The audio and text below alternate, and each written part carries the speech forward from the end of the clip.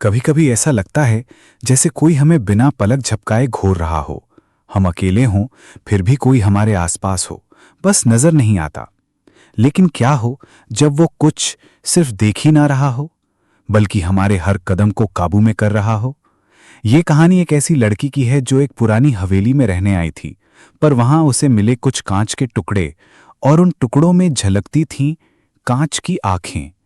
आंखें जो देखती थीं हर चीज, हर राज, हर कत्ल।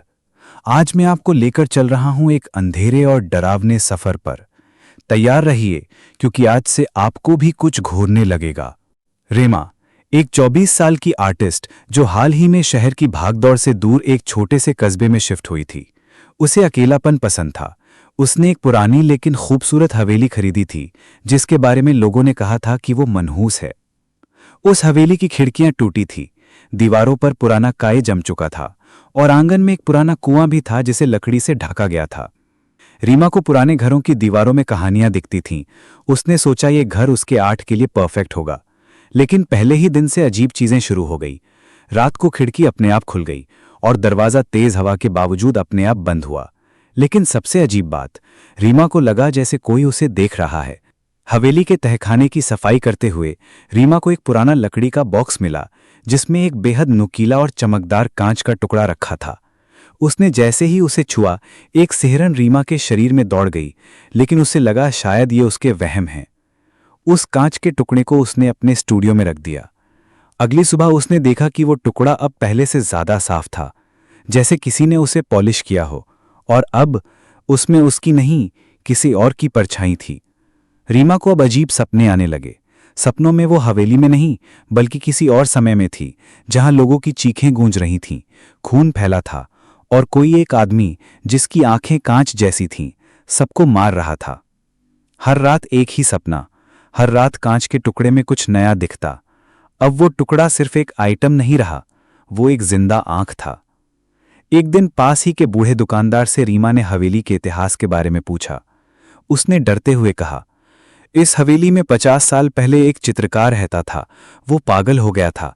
उसने अपनी पत्नी और बच्चों को मारकर उनकी आंखें निकाल ली थीं। फिर उन आंखों को उसने कांच में ढालकर अपने बनाए पेंटिंग्स में लगा दिया था। एक रात खुद को भी खत्म कर लिया, लेकिन कहते हैं उसकी आत्मा अभी भी यहां है, और वो कांच की आंखों से सब देखती है। रीमा के रोंगटे खड़े हो गए। रीमा ने जो पेंटिंग्स बनाई थीं, वो धीरे धीरे बदलने लगीं। उनमें ऐसी चीजें दिखने लगी जो उसने कभी बनाई ही नहीं थीं। एक पेंटिंग में हवेली का तहखाना बना था, जिसमें खून से सना एक आदमी बैठा था। दूसरी में वो खुद थी, लेकिन गला कटा हुआ।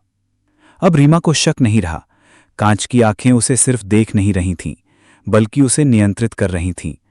उस रात उसने कांच के टुकड़े को वापस बॉक्स में बंद कर दिया और तहखाने में रख दिया। पर आधी रात को बॉक्स अपने आप खुल गया। वहीं से आवाज आई, जो देखता है वो जानता है, और जो जानता है वो दोहराता है। उसके बाद घर में सारी लाइटें बंद हो गईं। घर के सारे शीशे चटक गए, और रीमा को महसूस हुआ जैसे सैकड़ों आंखें उसे घूर रही हैं। रीमा ने घर छोड़ने की कोशिश की, लेकिन दरवाजे अपने आप लॉक हो गए। उसने देखा, उसकी पेंटिंग्स में अब हर चेहरे की आंखें कांच की हो गई थीं। और आखिरी पेंटिंग, वो पेंटिंग जो उसने कभी बनाई ही नहीं थी, वो खुद को दिखा रही थी, दीवार से लटकी हुई, और उसकी आंखों की जगह कांच जड़े हुए थे। पल भर में रीमा की चीख हवेली की दीवारों में समा गई। कहते हैं उस हवेली को अब कोई नहीं खरीदता, लेकिन जब कोई पास जाता है तो खिड़की में एक लड़की दिखती है, जिसकी आंखें कांच की होती हैं। ये कहानी सिर्फ रीमा की नहीं थी, ये हर उस इंसान की कहानी हो सकती है जो अतीत की चीजों को छूकर वर्तमान को बदलने की कोशिश करता है। कांच की आंखें अब बंद नहीं होती, और अगर आप भी अकेले कहीं बैठे हैं, तो जरा गौर से देखिए, कहीं कोई आपको देख तो नहीं रहा।